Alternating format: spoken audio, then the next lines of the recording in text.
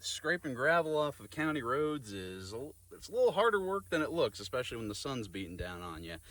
Anyway, hi, my name's Jack, and for those of you who might actually have been subscribers to this channel for a long time, howdy. Good to see you all again after a pretty long, substantial hiatus of about 4.5 to 5 years now. So if you've been a long-time subscriber on this channel, I just want to say thank you, first of all. It means a lot to have anybody interested at all in this little passion project of mine.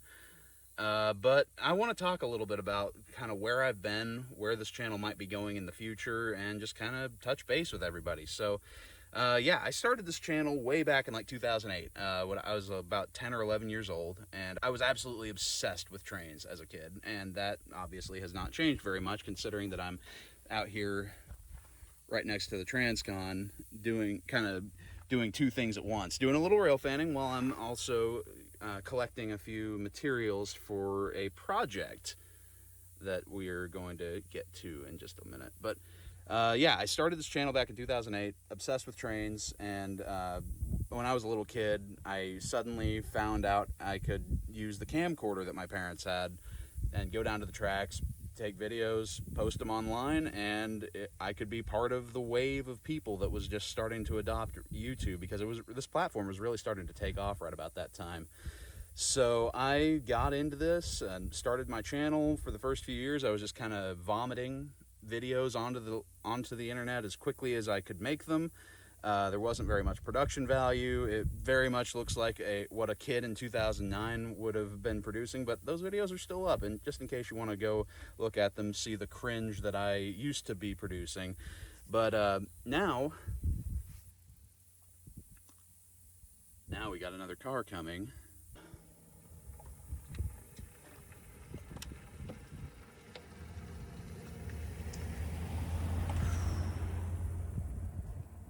So anyway, in high school, I took a little hiatus from this because I thought it might not really reflect the cool guy image that I was going for. And then by 2015, I started the channel back up again because I realized that the whole cool guy thing wasn't really going to work out for me in the end.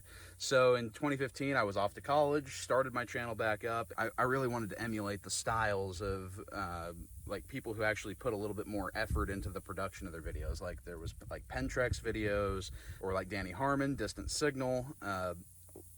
Absolutely big inspiration there for this channel from him. But anyway, yeah, I've been using this during my college years to kind of sharpen those media production skills, the writing, video editing, shooting video, building those creative muscles a little bit in preparation for my career, where I suddenly became a broadcast meteorologist, and now I'm on the air 5 days a week.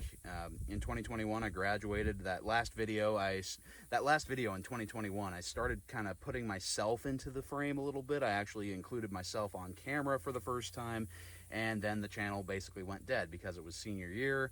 Then suddenly I'm joining the workforce. Then suddenly I'm moving to a new city, and I'm working 8 hours a day, 5 days a week in a production studio, a news studio. And the last thing I want to do when I get home is go back and jump on the editing software and start working on train videos again, especially when this is very much purely a passion project. I don't make any money off of this, at least not yet anyway. And it's purely driven just by the pure desire to just put something out there into the world. And so in 2024, this channel suddenly came back to life, at least briefly, with a few videos that were focused more on model trains instead of the real thing. And those model train videos at those Fremo setups, that's part of the reason, or in fact, that's kind of the main reason that I'm out here scraping gravel off of county roads while I try to find a train or two. In fact, it sounds like here comes another one. So we'll get to that. I'll get to that reason here in just a minute.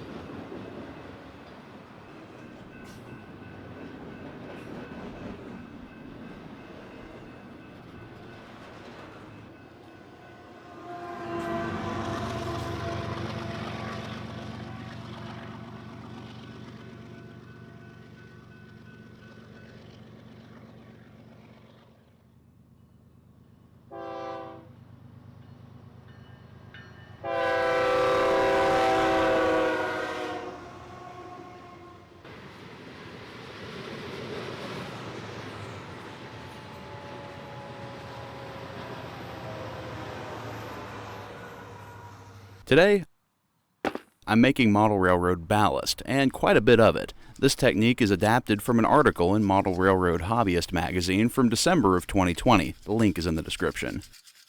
I've collected my raw materials from gravel roads in my area, but you could also go to a local stone supply store and buy limestone screenings. They usually sell this stuff by the ton, so it's extremely cheap. My local place quoted me $5 for a 5-gallon bucket full. To cover all your bases, you'll want a set of sifters with screens at 20, 30, 40, and 50 holes per inch. HO scale ballast typically would fall between the 30 and 40 sifters. To save money, I opted for a slightly coarser 1mm mesh sifter that I had on hand as a stand-in for the 20, and I skipped the 50 mesh since it would be mostly finer than what I need today. I used a larger screen in the field to remove the large rocks, and now anything that doesn't pass through the 1mm screen will either be discarded or saved for other large scenery applications. What does pass through the 1mm screen goes to the 30 mesh sifter. The screenings from this step will make up my coarse blend, next to the 40 mesh, and this is going to be my finer blend. All of the dust and even finer bits can either be saved or discarded.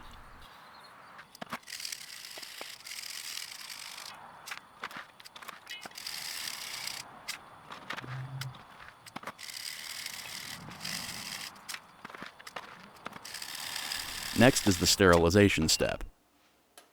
You can wash it if you like, but this will remove a lot of clinging dust from the ballast and it will change the color somewhat.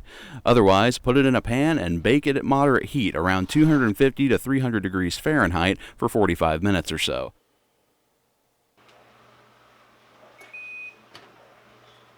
This will kill anything that might be living in there and leaves you with a nice pile of warm, dead rocks.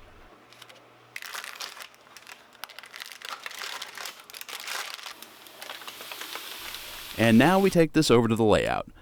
Ballasting is a pretty straightforward process. You just pour it on and use a brush to make the ballast lay how you want, then wet it down and apply the glue.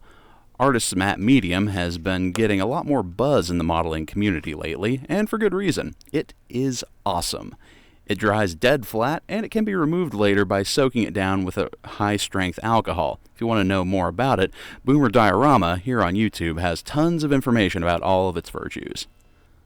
With so many commercially available ballast products on the market, why would I go to the trouble to make my own here? Well, I think there's 3 reasons. The first of which is the cost. For the price of just those few sieves that I bought, maybe about $20 to $40 just to get started, I have basically unlimited ballast that I can now make from anywhere I can find this gravel dust, and I don't think anybody's going to be missing maybe just a few gallons at a time of gravel dust from some random county road anywhere, or I could just go and buy some of the crushed limestone for a little bit more consistency of the product. There's plenty of different ways I can do this, and it's all extremely cost effective now. So if I ever want to do larger amounts of ballasting, especially like yards or something, then I am perfectly set. Second of all, it comes down to the appearance. For my money, I think that this stuff looks just about as good, if not better, as any of the commercially available products that are on the market right now. Especially because this is the real thing. This is real rock, not an imitation crushed walnut shell or some other product that's been made to mimic the look of rock. This is the real deal. And so I think it stands up really well, and also if I want to alter the appearance of it, I can still stain it or paint it myself to really fine-tune exactly how I want it to look. And also, I think there's a little bit of pride in this as well, because I made this with my own 2 hands. There's a little bit of a little point of pride there to take from actually going out, gathering something from the world around you and turning it into something usable and good. And I personally think that's worth the while, personally. I've been wanting to make a video like this for quite a while now, one where I branch out a little bit and do something different. In this case, kind of a how-to or just kind of talking about the hobby that I'm participating in. And that's something I haven't really done on this channel before, so I want to go into a little quick update here about the status of this channel, where we might be going forward, because I know it's been kind of in a period of dormancy for the last 4 or 5 years. Nothing's really come out. There's just been those occasional sporadic videos here or there. I want to try to be a little bit more consistent, but I also want to try and move things in a few different directions. Particularly, one of them is in the model railroading sphere, because right here I'm currently putting together a set of Fremo modules, and I would like to make some videos detailing that process, or at least what's left of it. I've already gotten a good chunk of that already out of the way, but doing videos about, like, maybe going to Fremo setups and participating in them, talking to people about that. I want to get out there and do a few more things that this channel has not done before. I want to feel like it's not really so much boxed in as it has been. And I feel like that's mostly self-imposed. Like, of course, it's my channel. I can do pretty much anything I want with it, but the branding has been very hyper-specific and the content very laser-focused for most of the existence of this channel. So I want to start kind of breaking that trend a little bit. And I think one of the best ways that I can really make that solid is to go ahead and change the name. Now, I'm a little bit nostalgic about it. West Okie Railroad videos. It doesn't exactly roll off the tongue very well. It's a little clunky, but that title was what I came up with when I was a little kid. So there's a little bit of sentimentality to that decision, but ultimately I feel like it kind of boxes me in and makes this channel, it promises just one thing. I want to make this channel a little bit more general, a little bit more maybe personal. So I'm going to be thinking of a name. I don't have one settled on just yet, but eventually you'll probably see the name of the branding, the name of this channel start to change. And once I get that figured out, kind of the identity I want it to take on, then we will go ahead and roll forward with that. But yeah, I want to do more of the old style railfan content. Like, I don't want to stop doing that, but I also want to branch out more into this. Maybe even get some other hobbies of mine, like other photography, especially storm photography, that kind of stuff, storm chasing. I mean, I'm a meteorologist by trade, so that would be very on brand for me. And I guess I'd kind of like to turn this more into a bit more of a personal sort of vlogging style channel, as opposed to just the one specific only railroad videos can be found here. So I don't know if that's going to do good things for the channel. I don't know if it's going to make some people storm off and leave. But I think that's the way I'm wanting to take this. Of course, I can't even guarantee that I'm going to be able to stick to this and actually maintain a flow of content. It's probably going to be a trickle if there's going to be anything at all, because I'm busy. There's a lot of irons in the fire here, so I've got lots of things going on and only so much time to go around and do them. So we'll see how much we actually do wind up putting out here, but I would like to get this channel active once again. Hopefully that will happen soon. There's going to be a little bit of video activity here and there, and I hope that I'll see you there for it. Thanks for sticking with me so far, and I hope you'll enjoy the ride the rest of the way.